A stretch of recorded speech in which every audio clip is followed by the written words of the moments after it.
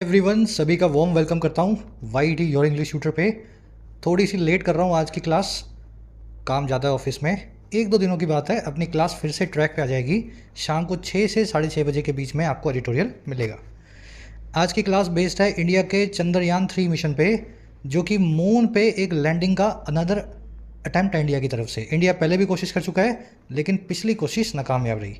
इस आर्टिकल में आप टेक्निकलिटी जानेंगे इस चैलेंज की, कितना मुश्किल होता है मून पे लैंड करना किसी कंट्री के लिए, और ये अचीवमेंट कितनी बड़ी है इंडिया के लिए अगर इंडिया सक्सेसफुली इस काम को करता है। अपना क्विज देख लो आज का। क्लास को ट्रांसलेट करना है, इस आर्टिकल को हमें पढ़ना है, लेकिन साथ में ग्रामर, वोकैब, हर चीज़ को लेके चलना है। जो चीज़ें मैं आपको सिखाऊं, आपसे शेयर करूं, इस क्विज पे क्लास के लास्ट में आपको अप्लाई करनी है। शुरू करते हैं क्लास को। आइए कुछ नया सीखते हैं।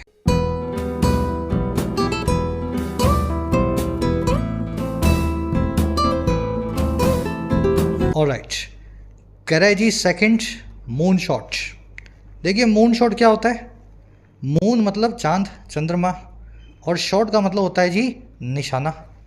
अगर आप चांद पे निशाना लगा के कोई बड़ा सा सैटेलाइट, कोई रॉकेट, कोई रोवर, कुछ इस तरह का आप जो है उपग्रह जो है चांद पे निशाना लगा के छोड़ते हैं, दैट प्रोजेक्ट इज कॉल्ड है मून शॉट। जैसे इंडिया का चंद्रयान मिशन है, जैसे अमेरिका की मून लैंडिंग है 1960s और 70s की, ये सभी मून शॉट्स हैं, मून पे बनने वाले प्रोजेक्ट्स हैं। लेकिन इस मून शॉट का आम बोलचाल की भाषा में मीनिंग कुछ और है। आम बोलचाल में मून शॉट का मतलब होता है एक बहुत ही एम्बिशियस प्रोजेक्ट जिसमें ग्रेट रिस्क हो और हाई रिवॉर्ड्स हों। जब आप चांद की तरफ निशाना लगा के कुछ काम करते हैं, बहुत बड़ा काम करने की जीवन में कोशिश करते हैं जिसमें रिस्क बहुत होता है, लेकिन उसके सक्सेस हो जाने पे बेनिफिट्स भी बहुत होते हैं, ऐसे कामों को आपके जीवन में मून शॉट आप बोल सकते हैं। तो ये जो मून शॉट वर्ड है ना, दोनों ही तरीके से काम करेगा। कह रहा है जी दूसरा मून शॉट इंडिया की तरफ से आया है, दूसरा एम्बिशियस प्रोजेक्ट जो बेस्ड होगा मून पे, इंडिया ने लॉन्च किया है। बात कर रहा है on the Chandrayaan 3 mission on July 14। Chandrayaan 3 mission की बात हो रही है, जुलाई 14 को जो लॉन्च किया जाएगा भारत से। चलिए अब टाइटल पैराग्राफ को देखेंगे, क्या कहना चाह रहा है। शब्दों के मायनों को पकड़ना बहुत ज़रूरी है। अगर मून शॉट को आपने एक मून मिशन मान लिया तो इसका आम बोलचाल वाला जो मीनिंग है वो कभी आप समझ ही नहीं पाएंगे। इसलिए कोशिश आपसे ये करते हैं हर वर्ड के हर एस्पेक्ट को आपसे शेयर करें। कह रहा है जी Chandrayaan 3 speaks to the moon's growing importance in scientific and political milieus. कह रहा है जो चंद्रयान 3 मिशन है भारत का, जो जुलाई 14 को लॉन्च किया जाएगा, कह रहा है ये स्पीक टू करता है। स्पीक टू एक फ्रेजल वर्ब है इंग्लिश में, इसका मतलब होता है जी किसी चीज़ के बारे में बताना, चीख चीख के बताना। चंद्रयान 3 जो है वो स्पीक टू करता है, चीख चीख के बताता है। और किसको? मून की ग्रो करती हुई, चांद की बढ़ती हुई इंपॉर्टेंस को, महत्वपूर्णता को। और कहाँ पे? साइंस के और पॉलिटिकल यानी कि राजनीति के मिल्यूज में, एनवायरमेंट्स में, सेटिंग्स में। तो आज दुनिया की राजनीति देख लो, चाहे साइंटिफिक फ्रंट देख लो, हर जगह चांद की इंपॉर्टेंस बढ़ रही है। मिल्यू का मतलब होता है कॉन्टेक्स्ट स्फीयर या एनवायरनमेंट। हर एनवायरनमेंट में चांद एक बहुत ही इंपॉर्टेंट पार्ट है। हर कंट्री चांद पे जाना चाहती है, और हर कंट्री जो है अपनी पॉलिटिकल जो है ना धाक जमाना चाहती है चांद पे जा करके, दिखा करके। चलिए, चंद्रयान 3 आपका सब्जेक्ट है, स्पीक्स इसकी वर्ब है। अब ये स्पीक्स आप बोलोगे सर किससे स्पीक्स करता है, चंद्रयान 3 किससे बात करता है? तो भैया किसी से बात नहीं कर रहा, स्पीक टू फ्रेजल वर्ब का इस्तेमाल कर रहा है, और इसका मतलब होता है किसी चीज़ के बारे में खुल्लम खुल्ला, जोर जोर से, साफ तरीके से बताना। मिल्यूज आपने वर्ड देख लिया है, किसी भी सेटिंग या एनवायरनमेंट के लिए यूज़ होता है। चलिए अब आगे बढ़ेंगे, आर्टिकल की वोकैब पे नज़र डालते हैं। सारे वर्ड्स आपको एक साथ दिखा देता हूँ वोकैब वाले, ताकि आप इसको स्मूथली पढ़ सकें। क्लास को एक लाइक और एक शेयर जरूर से दें, बिना कहे दे दिया करो, फिर भी मैं याद करवा देता हूँ आपको। देखो ये क्लास इसी तरीके से बना रहा हूँ मैं कि ये ना किसी पेड में ना किसी फ्री कोर्स में आपको मिले, आप खुद आजमा के देख लो। काफ़ी एफर्ट्स लगते हैं और आपके लाइक्स और शेयर से इंटरनल सेटिस्फेक्शन मिलता है टीचर को, है ना, ध्यान रखा करो। और उसी के साथ में इन प्यारे प्यारे बच्चों को अपनी एग्ज़ाम्स की तैयारी को बूस्ट देने की ज़रूरत है, तो आप फ़ायदा ले सकते हैं वाईटी के कोर्सेज़ का। वाईटी आपकी अपनी ऐप है, कमेंट सेक्शन में इसका लिंक रखा है, इसको डाउनलोड करें। ऐप पे आपको 4 तरह के कोर्सेज़ मिलेंगे, राइटिंग का, यूपीएससी का, एसएससी का और बैंकिंग का। राइटिंग कोर्स के अंदर आपको बेसिक से एडवांस्ड लिखना सिखाया गया है किसी भी एग्ज़ाम के लिए, किसी भी फॉर्मेट में। लगभग 80 घंटे का कोर्स है, इसका फ़ायदा आप ले सकते हैं। इसी तरीके से यूपीएससी कोर्स जो अभी भी लॉन्च हुआ है, इसमें आपको यूपीएससी में या स्टेट पीएससी एग्जाम्स में इंग्लिश में माइग्रेट करवाया जाता है।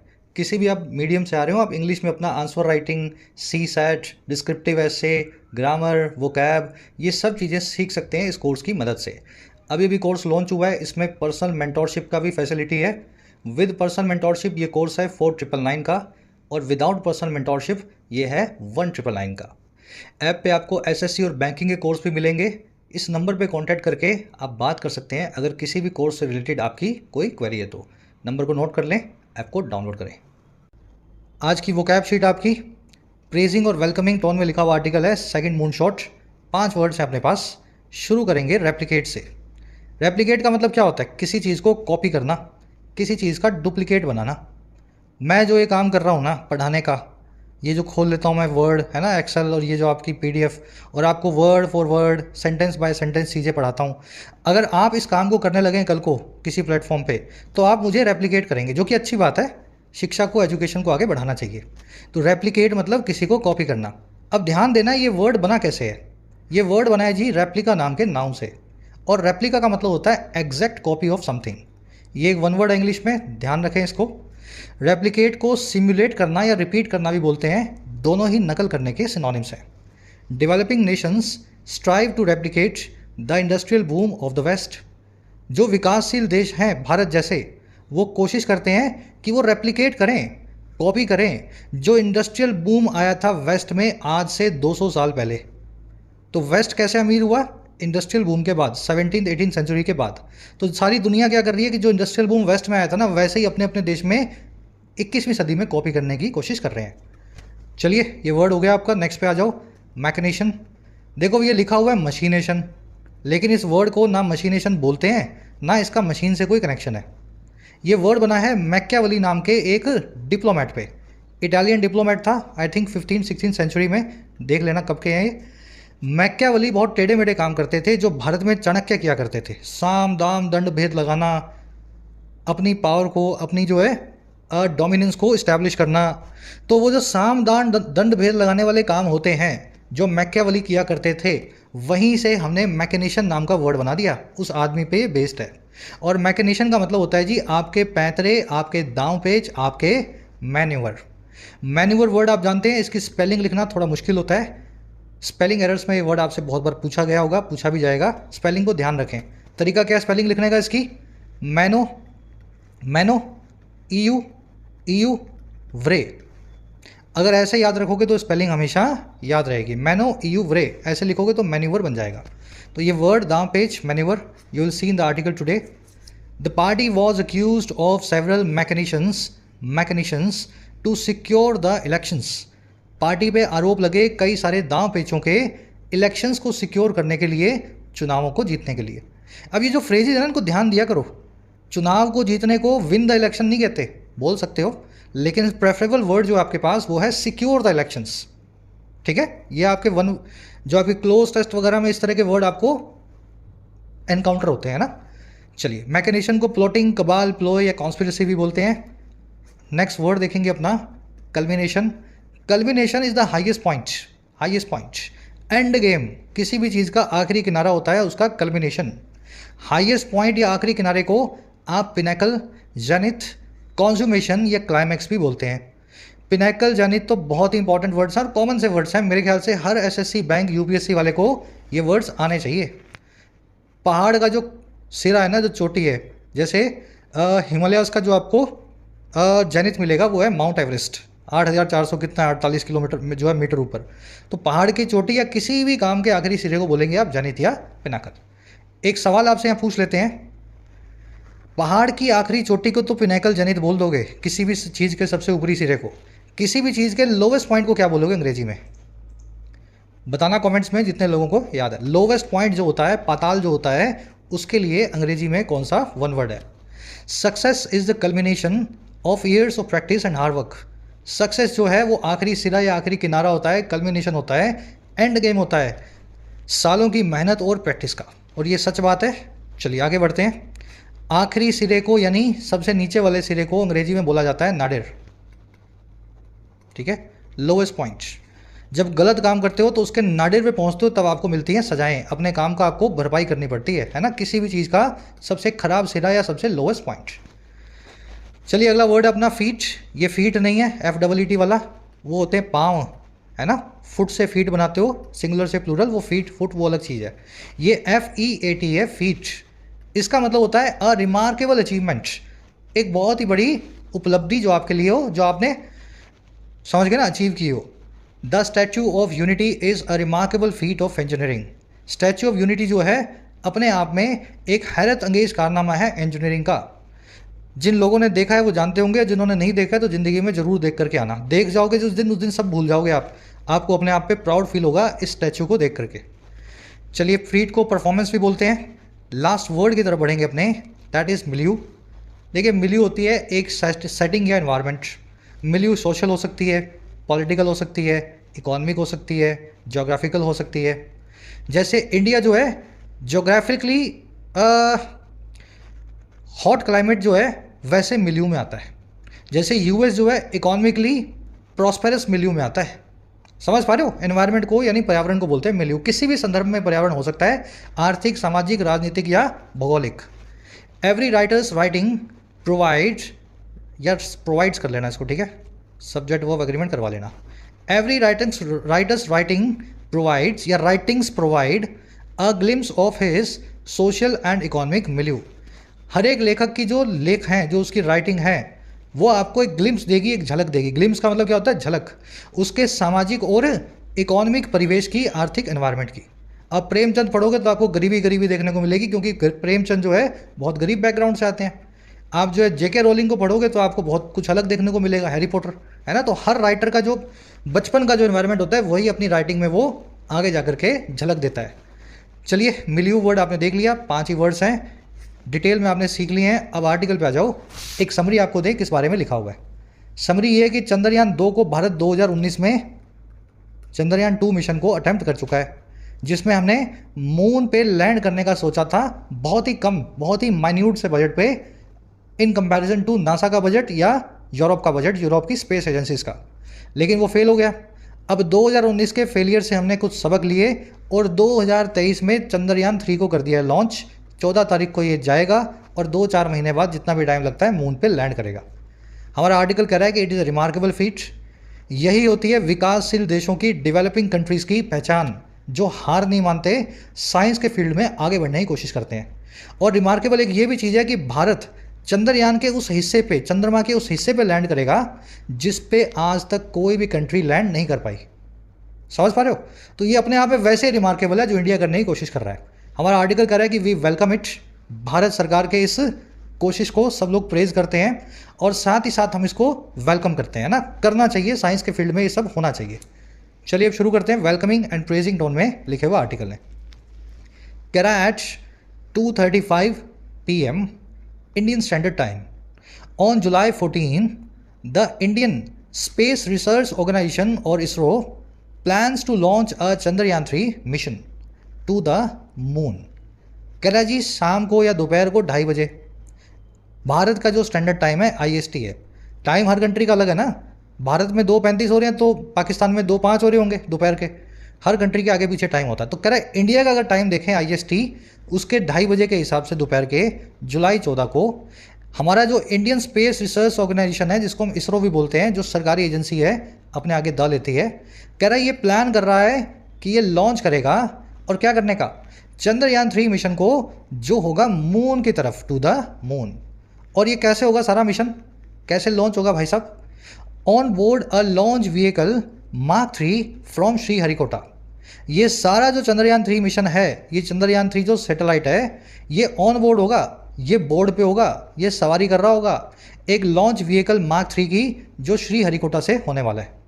जब आप ऑन बोर्ड होते हैं तो आप किसी जहाज़ के, किसी प्लेन के, किसी शिप के बोर्ड के ऊपर खड़े होते हैं, शिप की सवारी कर रहे होते हैं।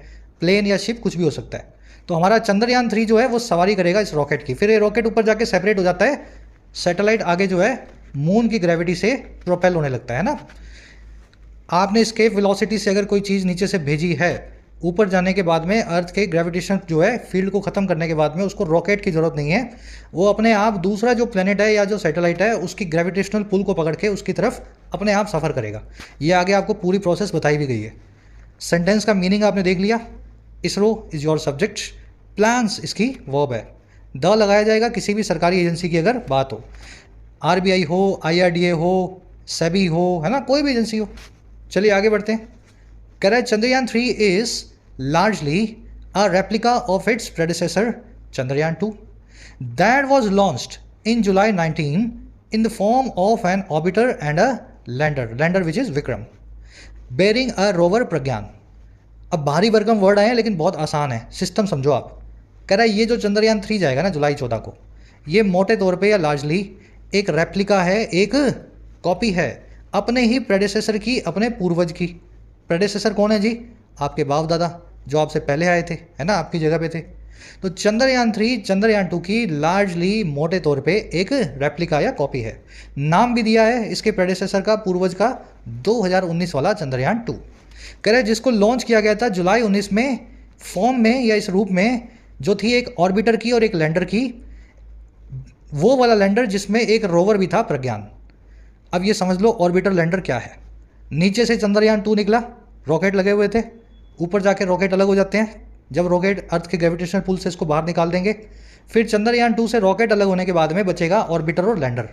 ऑर्बिटर जो है वो ऑर्बिट करेगा मून के चारों तरफ, ऑर्बिट करके यानी घूम करके देखेगा मून का एनवायरनमेंट कैसा है, और लैंडर जो है उससे अलग होकर के मून पर लैंड करेगा। तो जो लैंडर लैंड करने वाला था उसका नाम था विक्रम। लैंड करने के बाद में जी इसमें से रोवर निकलता है। रोवर का मतलब है जो एक्सप्लोर करे, जो चल सके, नीचे टायर लगे हैं उसके। तो लैंडर जब लैंड कर जाता है फिर उसके अंदर से एक रोबोट निकलता है जिसको रोवर बोलते हैं, और वो घूम घूम के चांद को एक्सप्लोर करता है। उसका नाम था प्रज्ञान। तो चंद्रयान 2 की पूरी इंजीनियरिंग आपको बताई गई है। यान 3 की वर्ब है इज, दैट आया यान 2 के लिए, वर्ब है वॉज लॉन्च्ड, पैसिव वॉइस में, पास्ट टेंस में। चलिए रेप्लिका मतलब कॉपी किसी चीज़ का एग्जैक्ट, है ना। चलिए मज़ा आ रहा है ना, चीज़ों को सीखो, सिर्फ ट्रांसलेट नहीं करना, आगे नहीं बढ़ जाना। ऐसा पढ़ो कि आप किसी को बता सको भैया चंद्रयान 2 क्या है, चंद्रयान 3 क्या है, मैं बताता हूँ आपको, है ना, ये ऐसे ऐसे होता है। कह रहे while the orbiter entered into orbit around the moon the surface mission failed in September when the lander crashed instead of executing a slow descent. अब बता रहे हैं इन दोनों का हुआ क्या। कह रहे जहाँ जो ऑर्बिटर है, जो गोल गोल चक्कर लगाने वाला जो पार्ट था हमारे चंद्रयान 2 का, वो एंटर इनटू कर गया, वो घुस गया ऑर्बिट में यानी कक्ष में, गोल घेरे में, चांद के चारों तरफ अराउंड द मून। कह रहे वहीं पे जो विक्रम था, सरफेस मिशन वाला जो लैंडर था विक्रम, जो सरफेस मिशन का काम कर रहा था, वो रहा नाकामयाब सितंबर के अंदर, जब लैंडर ही क्रैश कर गया, विक्रम ही क्रैश कर गया। और किसके बजाय इंस्टेड ऑफ एग्जीक्यूट करने के, अंजाम देने के, एक धीमी सी स्लो सी डिसेंट को यानी उतार को। तो बहुत हाई स्पीड से आप चांद की तरफ जाते हो, फिर आपको स्पीड कम करनी है, धीमे धीमे करके नीचे उतरना है, वन पीस में नीचे उतरना है ना, टूट जाओगे तो क्या मतलब है। तो ये वन पीस में ना उतर पाया, अपनी स्पीड ना कम कर पाया और ये क्रैश हो गया। ऑर्बिटर की वर्ब है एंटर इनटू, ये एंटर इनटू कर गया ऑर्बिट में। मिशन की वर्ब है सरफेस मिशन की, फेल्ड। लैंडर विक्रम की वर्ब है क्रैश्ड। डिसेंट का मतलब होता है जी उतार, है ना। असेंट मतलब चढ़ाव, डिसेंट मतलब उतार। अब दो ग्रामर कॉन्सेप्ट है इस सेंटेंस में, फटाफट आपको समझा देते हैं। पहली चीज़ ये समझें, जब भी कहीं आप एंटर करते हैं फिजिकली, घर में घुस गए, दुकान में घुस गए, मकान में घुस गए, ऑफिस में घुस गए, फिजिकली एंटर करने के लिए आप एंटर वर्ब को बिना प्रेपोजिशन के यूज़ करते हैं। I entered into the exam hall, मैं एग्ज़ाम हॉल में घुस गया। ये सेंटेंस गलत है। क्यों गलत है भाई? फिजिकली घुसे ना आप, तो फिजिकली घुसे हो तो एंटर के बाद में इनटू नहीं आएगा। अच्छा इनटू कब आएगा? जब आप किसी डील, किसी कॉन्ट्रैक्ट, किसी निगोशिएशन, किसी अलायंस में किसी के साथ एंटर करते हैं। जैसे फेसबुक और जियो ने एक डील की कि यहाँ पे सैटेलाइट इंटरनेट जो है भारत में लाएंगे, है ना। जियो फेसबुक के जरिए सैटेलाइट इंटरनेट को लॉन्च करेगा, जैसे इलॉन मस्क का है स्टारलिंक, वैसे अभी फेसबुक का भी दिखेगा अपने को। तो Facebook and Reliance Jio entered into a contract to provide internet services और satellite internet services in India. इतना मामला साफ है। अब देखो यहाँ पे एंटर इनटू क्यों सही है। हालांकि रोवर जो है फिजिकली एंटर किया है ऑर्बिट में, लेकिन ऑर्बिट में एंटर करने के लिए किसी सैटेलाइट के हम एंटर इनटू नाम के फ्रेज का इस्तेमाल करते हैं। ये सैटेलाइट्स के लिए पेक्यूलर है, इसी के लिए रेलेवेंट है, बाकी जगह ये नहीं चलेगा। तो एंटर इनटू सैटेलाइट्स के साथ में यूज़ किया जाता है ऑर्बिटर्स के साथ में जब वो किसी ऑर्बिट में घुसते हैं। इसके लिए एक और वर्ड भी है एंटर इनटू की जगह, अचीव। जब कोई रोवर, कोई ऑर्बिटर सैटेलाइट के चारों तरफ के ऑर्बिट में घुस जाए सक्सेसफुली, तो आप बोल सकते हैं the orbit has been achieved by the orbiter.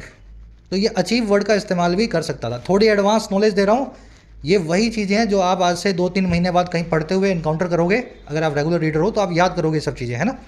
चलो आगे बढ़ते हैं। दूसरी जो चीज़ आपको बता रहे थे ग्रामर की, इंस्टेड ऑफ का मतलब होता है बजाय, लेकिन इंस्टेड ऑफ के बाद में आती है वर्ब की आईएनजी फॉर्म। और रादर देन का मतलब भी होता है बजाय, लेकिन रादर देन के बाद में आती है वर्ब की बेस फॉर्म। तो अगर किसी काम के लिए इंस्टेड ऑफ यूज़ करना हो और वो काम खुद ही वर्ब की फर्स्ट फॉर्म में या बेस फॉर्म में दिया गया हो, फर्स्ट फॉर्म में या बेस फॉर्म में दिया गया हो, तो उस केस में इंस्टेड ऑफ की जगह रादर देन का इस्तेमाल किया जाए और बाद में भी फर्स्ट फॉर्म या बेस फॉर्म को लगाया जाए। सेंटेंस में पैरेलल बनानी है आपको स्ट्रक्चर। अगर इंस्टेड ऑफ से पहले भी बेयर फॉर्म है, बेस फॉर्म है, फर्स्ट फॉर्म है, तो इंस्टेड ऑफ के बाद में भी फर्स्ट फॉर्म होनी चाहिए। फिर इंस्टेड ऑफ ना लिख के रादर देन लिखो। I prefer to take tea instead of, या ऐसा बोल दो, I prefer to exercise instead of lie in the bed. मैं प्रिफर करता हूँ कसरत करना बजाय बेड में लेटे रहने के। तो ध्यान रखेंगे इसको। इस केस में यहाँ पे वर्ब की बेस फॉर्म नहीं आ रही थी, फर्स्ट फॉर्म नहीं आ रही थी, V2 आ रही है, तो चाहे इंस्टेड ऑफ लगा दो चाहे रादर देन लगा दो, एक ही बात है, दोनों में कुछ फर्क नहीं है। बस ध्यान इतना देना। इसके बाद में वर्ब की आईएनजी फॉर्म, उसके बाद में बेस फॉर्म। कह रहा है जी, ISRO later identified a problem in the guidance software and expected dispersion in the propulsion system during certain phases of the descent. कह रहा है हमारा जो इसरो है, जिसके आगे द लगना चाहिए था, कह रहा है इसने बाद में जाके आइडेंटिफाई किया, समझा या पहचाना प्रॉब्लम को गाइडेंस सॉफ्टवेयर के अंदर, जो सॉफ्टवेयर गाइड कर रहा था हमारे विक्रम नाम के रोवर को। और इसने और इसने क्या किया, प्रॉब्लम को इसने आइडेंटिफाई किया गाइडिंग सिस्टम में, और अनएक्सपेक्टेड डिस्पर्शन को। डिस्पर्शन का मतलब होता है जी चीज़ों का फैल जाना, एकदम कंटिन्यूम में कंसिस्टेंसी के साथ में ना रहना। तो कह रहे जी इनकंसिस्टेंसी को यानी डिस्पर्शन को भी इसने आइडेंटिफाई किया जो अनएक्सपेक्टेड थी हमारे प्रोपल्जन सिस्टम में, वो वाला सिस्टम जो प्रोपेल करता है किसी रोवर को आगे की तरफ धकेलता है। ऐसा समझ लो छोटा सा रॉकेट है ना, बड़ा वाला तो पीछे छोड़ चुके हो आप। और ये कब हुआ था, सर्टेन फेजेस के दौरान हुआ था। कुछ सर्टेन फेज समझते हैं आप, चरण है ना, कुछ सर्टेन फेज जो था डिसेंट का यानी कि उतार का। तो ये हमने प्रॉब्लम जो है चंद्रयान 2 से आइडेंटिफाई की। इसरो आपका सब्जेक्ट है, वर्ब आइडेंटिफाइड। डिस्पर्शन मैंने आपको बता दिया, इनकंसिस्टेंसी, स्कैटरिंग। और आगे बढ़ते हैं। कह रहा है in Chandrayaan 3 the rocket will place the payload in an elliptical orbit around the earth. कह रहा है चंद्रयान 3 में, इस मिशन में रॉकेट जो है प्लेस कर देगा पेलोड को, और कहाँ पे, एक एलिप्टिकल ऑर्बिट में। पेलोड बता देते हैं आपको, रॉकेट के अलग हो जाने के बाद जो रह गया ऑर्बिटर, रोवर, लैंडर, इसको बोलते हैं पेलोड। तो रॉकेट जो है बची हुई चीज़ों को, काम की चीज़ों को एक अंडाकार ऑर्बिट में, एलिप्टिकल ऑर्बिट में, है ना, एलिप्टिकल कौन सा, अंडाकार होता है, किसके चारों तरफ, अर्थ के चारों तरफ प्लेस करेगा। और वहाँ क्या होगा, where a propulsion module will take over and pilot the lander to a circular orbit around the moon. जहाँ पे एक रॉकेट सिस्टम जो है, प्रोपल्जन सिस्टम बहुत छोटे रॉकेट्स होते हैं, ऐसा समझ लो, क्रायोजेनिक। जहाँ पे क्रायोजेनिक रॉकेट मॉड्यूल जो है या सिस्टम जो है वो चार्ज ले लेगा, टेक ओवर कर लेगा इस पूरे पेलोड का, और इसको पायलट करेगा, डायरेक्ट करेगा, उड़ाएगा लैंडर को। और कहाँ किसकी तरफ, एक गोल गोल ऑर्बिट में, सर्कुलर कक्ष में, मून के चारों तरफ। तो पहले धरती से ऊपर लाएंगे, धरती के चारों तरफ चक्कर कटवाएंगे एलिप्टिकल ऑर्बिट में, क्योंकि धरती खुद भी एलिप्टिकल ही है, अंडाकार है। फिर यहाँ से रॉकेट अलग हो जाएगा और प्रोपेलर जो है ऐसे ही इसको मून की तरफ जो है धक्का मार देगा, और फिर मून के चारों तरफ ये घूमने लगेगा। धीरे धीरे करके मून की तरफ जो है लैंडर जो है डिसेंड करेगा। ये पूरा सिस्टम होता है ये इन जो है सैटेलाइट मिशंस का। रॉकेट की वर्ब है विल प्लेस, मॉड्यूल की 2 वर्ब्स हैं, will take over and will pilot. Module का मतलब होता है जी सिस्टम, पायलट का मतलब होता है किसी चीज़ को उड़ाना या गाइड करना, एलिप्टिकल मतलब अंडाकार, ओवल, पेलोड मतलब रॉकेट को निकाल देने के बाद में काम की जो चीज़ बची, दैट इज योर पेलोड। कह रहा है फिर क्या होगा जी, कह रहा है फिर कुछ नहीं होगा। Finally the lander will detach and begin a series of manoeuvres culminating in a gradual landing on August 23 और 24 दिस ईयर। कह रहा है जी आखिरकार कुछ नहीं होगा, जो लैंडर होगा जो पिछली बार जिसका नाम विक्रम था, कह रहा है वो इस पे लोड से अलग हो जाएगा, ऑर्बिटर को छोड़ देगा और डिटैच हो जाएगा, यानी सेपरेट हो जाएगा, डिस्कनेक्ट हो जाएगा, और वो शुरू कर देगा, बिगिन कर देगा एक मैन्यूवर की सीरीज़ को, एक पैंतरों की सीरीज़ को, श्रृंखला को, पैंतरे करेगा वो। और वो पैंतरे कौन से होंगे भाई साहब? ये वही पैंतरे होंगे जो कल्मिनेट करेंगे, जो एंड अप करेंगे, जो इस मुकाम पे पहुंचेंगे, आखिरी मुकाम पे। और वो मुकाम है धीमे धीमे ग्रेजुअल लैंडिंग का, जो होने वाली है ठीक 40 दिन बाद 23-24 अगस्त को इसी साल के। तो 14 जुलाई को उड़ा और 24 अगस्त को वहाँ पे लैंड हो जाएगा, और ये लैंड करेगा over the surface of the moon, moon के धरातल पे। चीज़ें समझ में आ रही हैं? ऐसे ही पढ़ना है चीज़ों को, ट्रांसलेट तो भैया सब कर लेते हैं, है ना, दिमाग में बैठना चाहिए क्या पढ़ा है आपने। लैंडर की वर्ब है विल डिटैच और दूसरी वर्ब है विल बिगिन, दोनों वर्ब्स विल से जुड़ी हुई हैं, हेल्पिंग वर्ब को दूसरी बार ना लिखा गया। मैन्यूवर क्या होते हैं? मैकेनिशंस, कबाल, प्लॉटिंग, पैंतरे, है ना, जो मैकियावेली किया करता था। कल्मिनेट करना, किसी चीज़ का अंत पे, मुकाम पे पहुंचना, क्लाइमैक्स पे रीच करना, है ना, कल्मिनेट करना। Years of hard work कल्मिनेट्स in your success. Culminate एक नाउन भी है और कल्मिनेट एक वर्ब भी है, ठीक है, कल्मिनेशन नाउन फॉर्म हो गई इसकी। चलिए आगे बढ़ते हैं। Correct to improve the chances of success at this stage, ISRO has strengthen the lander's legs, lowered its minimum thrust, enhanced availability of power and upgraded the landing sequence. कह रहा है जी इस बार रायता ना फैले, गलती ना हो। इम्प्रूव करने के लिए हमारे चांसेस को सक्सेस के इस स्टेज पे इस बार हमारा इसरो जो है उसने 3 काम किए हैं, 4 काम। क्या क्या कर चुका है भाई वो? सबसे पहली चीज़ तो लैंडर के टांग जो है ना, पाँव, वो बड़े मजबूत कर दिए हैं ताकि वो गिरे तो टूटे नहीं, क्रैश ना करे। और कम कर दिया है इसके मिनिमम थ्रस्ट को। थ्रस्ट मतलब धक्का, एक्सेलरेशन, उसको मिनिमम जो थ्रस्ट है उसकी लिमिट को भी कम कर दिया ताकि कम से कम धक्के के साथ में उतर सके। इन्हांस कर दिया है, बढ़ा दिया है पावर की अवेलेबिलिटी को, और अपग्रेड कर दिया है और ऊपर ले आया है लैंडिंग के सीक्वेंस को, और ज़्यादा मॉडर्न बना दिया है सीक्वेंस को पूरे को। Simple sentence, ISRO is your subject. 4 verbs हैं इसकी इसरो की, हैज़ से यानी हेल्पिंग वर्ब से जुड़ी हुई है, एक ही बार इसको लिखा गया है। Has strengthen, has lowered, has enhanced and has upgraded. चलिए आइए नेक्स्ट पैराग्राफ पे। अब ये तो आपको सारा टेक्निकल बताया है, कैसे कैसे जो है ना ये सारा काम होगा। नेक्स्ट पैराग्राफ में आपको ये बताया कि अगर ये हो गया तो इससे इंडिया को क्या फ़ायदा होगा। कह रहा है जी this will be India second attempt to soft land a lander and rover on the lunar surface. कह रहा है ये भारत का दूसरा अटेम्प्ट होगा, दूसरी कोशिश होगी जो सॉफ्ट लैंड करने की होगी। सॉफ्ट लैंड क्या होता है? प्यार से, धीमे से लैंड करना ताकि आप टूटो फूटो नहीं, और लैंड करके वहाँ पे कुछ काम करना, 4-6 महीने घूमना फिरना वहाँ। तो कह रहे हैं सेकेंड अटेम्प्ट होगा सॉफ्ट लैंडिंग का भारत का।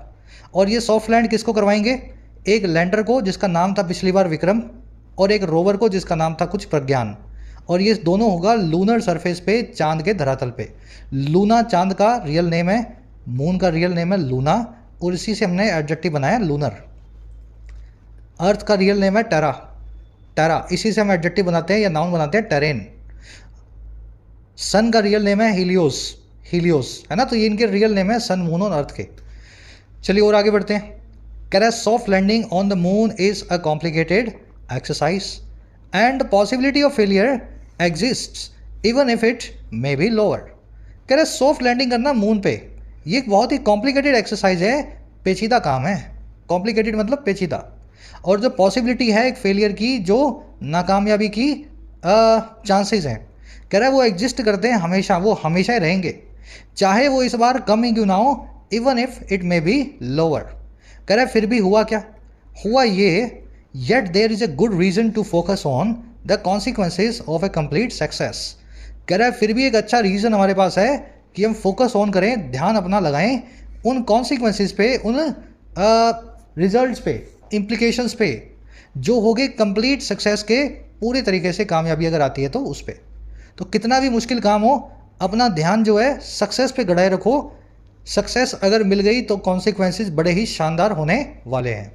Soft landing is your subject, is your subject, is इसकी वर्ब है, पॉसिबिलिटी आपका सब्जेक्ट है, एग्जिस्ट इसकी वर्ब है, इट की वर्ब है मे बी, इट आया अगेन पॉसिबिलिटी के लिए, possibility may be lower. Reason की वर्ब है इज, देयर से क्लोज शुरू हुआ है इसलिए वर्ब के बाद में सब्जेक्ट को रखा गया है। अगर यहाँ देख, ये को मैं बात आपसे बार बार बोलता हूँ ना, इसका इम्प्लीकेशन समझो। मान लीजिए यहाँ पे रीजन्स लिखा होता तो फिर वर्ब इज ना आती, वर्ब आर हो जाती। आप देर को देखते रह गए, सब्जेक्ट तो आप कभी समझ ही ना पाए। सब्जेक्ट देर के बाद रखा होता है, वर्ब के बाद रखा होता है। इस देर से इस वर्ब का कोई कनेक्शन नहीं है। या इज लिखा हो, आर लिखा हो, हैज़ बीन लिखा हो, हैव बीन लिखा हो, सब्जेक्ट देखेगा उसके हिसाब से आएगा। बढ़े आगे, इस कॉन्सेप्ट को हमेशा ध्यान में रखना। कह रहे the mission will play out with India's decision to join the Artemis records in the backdrop. कह रहे मिशन प्ले आउट करेगा। प्ले आउट एक फ्रेजल वर्ब है, इसका मतलब होता है टेक प्लेस करना, हैपन करना, अकर होना, किसी घटना का घटित होना। कह रहे ये मिशन जो है घटित होगा भारत के उस डिसीजन के साथ ही जो है हमारा ज्वाइन करने का अरमेटिस अकॉर्ड्स को, और इस बैकड्रॉप में होगा इस अकॉर्ड्स को ज्वाइन करने के परिदृश्य में, बैकग्राउंड के साथ ही ये मिशन होने वाला है। सेमीकोलन लगा के बता रहा है in this group if the mission succeeds the country will be just second to have soft landed a rover on the moon. और कह रहे अगर इस ग्रुप में देखें तो अगर ये मिशन सक्सीड हो गया तो कंट्री जो है महज दूसरी कंट्री होने वाली है जो सॉफ्ट लैंड कर चुकी होगी एक रोवर को मून के सरफेस पे, चांद के धरातल पे। तो पहला तो यूएसए है, आज से 50-60 साल पहले कर चुका है वो, है ना, मून लैंडिंग। दूसरा काम करने वाला है इंडिया। तो अगर ये हो गया तो हम we will be the second country to do this. Mission की वर्ब है will play out, play out करना, किसी घटना का घटित होना। मिशन की वर्ब है सक्सीड्स, कंट्री की वर्ब है विल बी। सक्सीड करना यानी किसी चीज़ का जो है सक्सेस पाना। सक्सीड एक वर्ब है, इसकी सेकंड फॉर्म होती है सक्सीडेड। कुछ लोग समझते हैं सक्सीड सेकंड फॉर्म है वर्ब की, नहीं भैया, ये फर्स्ट फॉर्म है। Second form succeeded, third form succeeded. Succeed verb का मतलब है किसी चीज़ का कामयाब हो जाना। अगर आप कामयाब हो गए तो आप बोल सकते हैं I have succeeded in my attempt to crack this exam. मैं कामयाब रहा मेरी इस कोशिश में इस एग्ज़ाम को क्रैक करने की, इस पेपर को पास करने की। बढ़े आगे। अच्छा ये बताओ कंडीशनल कौन सा लगा हुआ है यहाँ पे। अब मैं नहीं बताऊंगा, हर चीज़ आनी चाहिए, बेसिक चीज़ें। First conditional, second conditional, third conditional या जीरो कंडीशनल, डालो सभी कमेंट सेक्शन में। फर्स्ट कंडीशनल, सेकंड, थर्ड या जीरो। चलो और आगे बढ़ते हैं। कह रहा था importance of this feet can not be over stated. कह रहा है जो इंपॉर्टेंस है इस अचीवमेंट की, इस फीट की, इस रिमार्केबल अकॉम्प्लिशमेंट की, कह रहा है जी इसको ओवर स्टेट नहीं किया जा सकता, इसको और बढ़ा चढ़ा के बताया नहीं जा सकता। आप जितना भी इसकी इंपॉर्टेंस बता लो वो कमी है, ओवर स्टेट करने का, बढ़ाने चढ़ाने का कोई मतलब ही नहीं है। कैसे? कह रहा है जी a slew of public and private moon landing missions is in the works world wide. कह रहा है एक स्ल्यू जो है, एक लार्ज नंबर जो है, एक बड़ा आंकड़ा जो है पब्लिक और प्राइवेट मून लैंडिंग मिशंस का। पब्लिक लैंडिंग मिशंस मतलब सरकारें जो कर रही हैं, प्राइवेट मतलब जो इलॉन मस्क कर रहे हैं। तो कह रहा है एक बहुत ही बड़ा नंबर है, बहुत ही बड़ा आंकड़ा है ऐसे मून मिशंस का, लैंड करने के मिशंस का, जो प्राइवेट और पब्लिक दोनों हैं। कह रहा है वो आंकड़ा इज इन द वर्क्स है, अंडर वे है, अंडर गो कर रहा है, दुनिया भर कोशिश कर रही है मून पे लैंड करने की। कह रहा है जी वर्ल्ड वाइड ये ऐसा हो रहा है as the establishment of permanent bases on the natural satellite has emerged as a major geopolitical goal. और ये इसलिए है क्योंकि जो इस्टेब्लिशमेंट है, जो घर जमाने का काम है, इस्टेब्लिश करने का काम है ह्यूमन काइंड के, मैन काइंड के परमानेंट बेस का, हमारे नेचुरल सैटेलाइट पे, प्राकृतिक उपग्रह पे यानी चंद्रमा पे, ये इमर्ज होके आया है, उभर करके आया है एक बहुत ही बड़ा इंटरनेशनली पॉलिटिकल गोल, जियोपॉलिटिकल गोल। हर कंट्री चाहती है इस गोल को पूरा करके दिखाए, मून पे अपना बेस बना के दिखाए। कंट्री तो ठीक है, इलॉन मस्क भी चाहते हैं उनका भी एक प्राइवेट बेस हो मून पे। इंपॉर्टेंस की वर्ब है can not be over stated. Slew की वर्ब है इज। स्ल्यू मतलब बहुत बड़ी आंकड़ा, बहुत बड़ा नंबर किसी चीज़ का। फीड एक वन वर्ड है, और रिमार्केबल अचीवमेंट के लिए, बड़ी उपलब्धि, कामयाबी के लिए। इस्टेब्लिशमेंट की वर्ब है has emerged. When something is in the works, वो चीज़ अंडरवे है, ऑन गोइंग है, इन प्रोग्रेस है। चलो आ जाओ, अब खत्म होने वाला है, एक दो सेंटेंस रह गए। कह रहे the accords define the US led axis while China and Russia are working on international lunar research station. कह रहा है जो अरमेटिस अकॉर्ड्स हैं जिसको भारत ने साइन किया अभी 23 में, ये डिफाइन करते हैं, परिभाषित करते हैं अमेरिका की अगुवाई में जो एक्सिस चल रहा है, जो ध्रुवी देशों का ग्रुप चल रहा है। एक्सिस का मतलब क्या है? एक ऐसा मोर्चा, एक ऐसा ग्रुप जो अमेरिका जो है लीड कर रहा है, अमेरिका की अगुवाई में है, लेड बाय यूएसए। कह रहे हैं जबकि चाइना और रशिया जो हैं वो मिलके वर्क कर रहे हैं इंटरनेशनल लूनर रिसर्च स्टेशन पे, एक ऐसा लूनर रिसर्च स्टेशन बना रहे हैं जो इन दोनों कंट्रीज़ का, जिस पे ऑनरशिप होगा। अकॉर्ड्स की वर्ब है डिफाइन। अकॉर्ड्स एक संधि का नाम है, आर्मेटिस अकॉर्ड्स जिसका नाम ऊपर आया था। चाइना रशिया दोनों की वर्ब है आर वर्किंग। कह रहा the success of Chandrayaan 3 will also make it the surface mission closest to the lunar south pole to the date. कह रहा है अगर सक्सेस हो गई इस मिशन की, चंद्रयान 3 की, तो ये इसको बना देगी एक ऐसा सरफेस मिशन, एक ऐसा धरातल पे लैंड करने का मिशन जो सबसे नज़दीक होगा चांद के दक्षिणी ध्रुव पे, साउथ पोल के, आज तक का टू डेट। हम चांद के साउथ पोल के सबसे नज़दीक उतरने वाला कंट्री बन जाएंगे इस चंद्रयान 3 की सक्सेस के साथ ही। अब ये क्या है भैया साउथ पोल, क्या बसता है यहाँ पे, कौन सी चीज़ है यहाँ पे? कह रहा है जी ये है a region of the moon that has been found to be geologically unique and host to spots in permanent shadow. कह रहा है ये वो रीजन है मून का जो पाया गया है, फाउंड किया गया है भौगोलिक तौर पे बड़ा ही अनोखा यानी यूनिक, और जो होस्ट भी करता हुआ पाया गया है, मेजबानी भी करता हुआ पाया गया है उन स्पॉट्स की, चांद के उन धब्बों की जो चांद की परमानेंट शेडो में है। चांद का जो हिस्सा हम आज तक कभी नहीं देख पाते धरती से, उस परमानेंट शेडो में जो स्पॉट्स हैं उनका वो वाला हिस्सा है। आपको पता है चांद का एक ही हिस्सा हम देख सकते हैं, चाहे किसी भी डेट को आप देख लो, पूरा देख लो, आधा देख लो, क्योंकि चांद जो है एक ही तरफ से धरती को फेस कर रहा है और उसी तरीके से घूम रहा है। तो जो साउथ पोल वाला हिस्सा है ना, जो हम कभी नहीं देख पाते धरती से, वहाँ पे ये सरफेस मिशन जो है लैंड करेगा। तो हम साउथ के उन धब्बों को देखेंगे, चांद के उन मीटियोरिकल इम्पैक्ट्स के क्रेटर्स को देखेंगे जो आज तक कोई ना देख पाया। सक्सेस की वर्ब है विल मेक, दैट की वर्ब है हैज़ बीन फाउंड, दैट आया मून के लिए। अब आपसे क्विज में क्वेश्चन पूछा हुआ है कि चांद का सदर्न जो पोल है, साउथ पोल है, उसकी क्या खासियत है? तो क्या खासियत है? यही खासियत है भाई, वहाँ तक कोई पहुँचा नहीं, बड़ा यूनिक सा है, डिस्टिंक्ट सा एरिया है वो, है ना। तो आंसर आपको करना है। कह रहा है जी to study these and other features the mission has 6 specific payloads. कह रहा है स्टडी करने के लिए इन चीज़ों को, इन एरियाज़ को और दूसरे फीचर्स को, चांद के दूसरे गुणों को, मिशन के पास 6 साइंटिफिक पेलोड्स हैं, साइंस के यानी वैज्ञानिक जो है उनके पास रोवर्स हैं, लैंडर्स हैं, है ना, इस तरह की चीज़ें हैं। 6 अपने पास आर्टिकल्स हैं, रोबोट्स हैं काम करने के लिए। मिशन की वर्ब है हैज़। कह रहा है 7 instrument on the propulsion module will profile the science of life on earth to help scientist look for similar science on planets beyond the solar system. कह रहा है जो 7वां इंस्ट्रूमेंट है जो प्रोपल्शन मॉड्यूल में लगा हुआ है छोटे वाले रॉकेट में, कह रहा है वो प्रोफाइल करेगा, प्रोफाइल बनाएगा। प्रोफाइल एक वर्ब होती है, इसका मतलब होता है किसी चीज़ की प्रोफाइल बनाना। वो प्रोफाइल बनाएगा उन साइंस की, उन निशानों की जो हैं अर्थ पे लाइफ के, जो हमें आसमान से यानी कि स्पेस से दिखाई देते हैं, ताकि हेल्प कर सके साइंटिस्ट को कि वो ढूंढ सकें ऐसे ही सिमिलर साइंस को उन प्लैनेट्स पे जो हमारे सोलर सिस्टम के पार हैं, हमारे सौर मंडल के आगे हैं। तो ये 7वां इंस्ट्रूमेंट हमने खास करके इस बार लगा करके भेजा है। इंस्ट्रूमेंट की वर्ब है विल प्रोफाइल। कह रहा है जी taken together Chandrayaan 3 offers opportunities for India to lead the world's response to the moon's growing importance in the scientific and political milieus. कह रहे सब चीज़ों को साथ में ले लो, अच्छी अच्छी बातें जो हमने आपको बताई, जाएगा, ढूंढेगा, बताएगा, सिखाएगा, सीखेगा। कह रहे सब चीज़ों को साथ में ले लोगे ना, तो ये हमारा जो जुलाई 14 का मिशन है ना चंद्रयान 3, ये ऑफ़र करता है अपॉर्चुनिटीज़ को, मौक़ों को भारत के लिए कि हम लीड कर सकें दुनिया के रिस्पॉन्स को जो है मून को लेकर के, या मून की बढ़ती हुई इंपॉर्टेंस को लेकर के साइंटिफिक और पॉलिटिकल एनवायरनमेंट में, सेटिंग में और मिल्यूज़ में। तो अब हम भी इस हिस्सा बन सकेंगे इस डिबेट का कि चंद्रमा पे क्या है। चंद्रयान 3 जो है हमें ऑफ़र करता है इस डिबेट में, इस डिबेट को कंट्रीब्यूट करने में, इसका हिस्सा बनने में। चलिए चंद्रयान 3 की वो ऑफर्स रैप अप करेंगे अपने सेशन को आज के काफ़ी लेट हो गए, अभी 8:30 हुए हैं, मेरे ख्याल से आपको 9:15 बजे तक मिलेगा ये सेशन, है ना। कल से टाइम पे करने की कोशिश करेंगे। अपने क्विज़ पे आ जाओ, जल्दी से क्लास को शेयर कर दो, अच्छी लगी आपको, समझ में आई है तो। फर्स्ट क्वेश्चन में आपसे पूछा है जी साउथ पोल की क्या सिग्निफिकेंस है, वहाँ पे पहुँचने की क्या इंपॉर्टेंस है चंद्रयान 3 मिशन की। बताओ भाई क्या है साउथ पोल पे। यहाँ पे ऐसा माना जाता है कि यहाँ पे जीवन है, लाइफ है।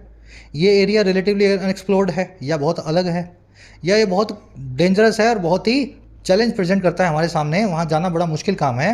और या फिर चाइना और यूएसए ही 2 कंट्रीज़ हैं जिन्होंने करके दिखाया है, भारत को भी अब करने की ज़रूरत है। तो चारों में से कौन सी बात आपको सच लगती है चांद के साउथ पोल को लेकर के? कमेंट सेक्शन में फर्स्ट कमेंट में आंसर डाल रहे हैं, वहाँ से जाकर के आंसर को मैच करना। अपना दिमाग चला लो, अब फर्स्ट कमेंट में आंसर रखा है, फिर वहाँ से मैच करोगे तो आपको पता लगेगा कितने पानी में आप हैं। सेकंड में पूछा है जी किसी रिमार्केबल अचीवमेंट को, बड़ी उपलब्धि को क्या बोलेंगे अंग्रेजी में, वन वर्ड की लैंग्वेज में। थर्ड में आपसे पूछा है किसी चीज़ की एग्जैक्ट कॉपी को क्या बोलते हैं, ये भी आप कर चुके हो ना। चौथे में आपसे पूछा है मिलियू वर्ड का सिनोनिम क्या होगा। मेरे ख्याल से 5-6 बार ये वर्ड अपन ने डिस्कस कर लिया इस क्लास के दौरान। पांचवें में आपसे जेनिथ वर्ड का उल्टा पूछा है, एंटोनिम क्या होगा, पिनाकल होगा, नैडिर होगा, रेप्लिका होगा या कल्मिनेशन होगा। छवें सातवें में 2 एरर्स हैं। पहली एरर आपको मिलेगी एंटर नाम की इस वर्ब के आसपास, और दूसरी एरर आपको मिलेगी शायद इस वाले फ्रेज में। और दूसरी वाली क्या एरर नहीं है, सेंटेंस इंप्रूवमेंट का एक अपॉर्चुनिटी है ना, इंप्रूव करके दिखाना है इस दूसरे वाले पोर्शन के अंदर आपको सेंटेंस को। सबके कमेंट, फर्स्ट कमेंट में आउट ऑफ 7 कितने मार्क्स मिले, let me know in the comment section. मुलाकात लेंगे आपसे कल से again on time. Until then signing out. Courses available हैं ऐप पे, जाके फ़ायदा ले सकते हो। टाइम रहते ही कोर्सेज का फ़ायदा लेना है, ऐसा ना हो लास्ट मोमेंट पे आकर के आप मैसेज करें सर 15 दिन रह गए, 1 महीना रह गया। अभी जब वक्त है पढ़ने का तो पढ़ाई पे पूरा ध्यान दो। कंटेंट सारा अवेलेबल है एप्लीकेशन पे, राइटिंग का, एसएससी का और बैंकिंग का। ऐप को जाओ, कमेंट सेक्शन से डाउनलोड करो, फर्स्ट कमेंट से लिंक रखा है। कोई भी क्वेरी हो, ये नंबर है व्हाट्सएप का, टीम से आप मैसेज करके बात कर सकते हैं।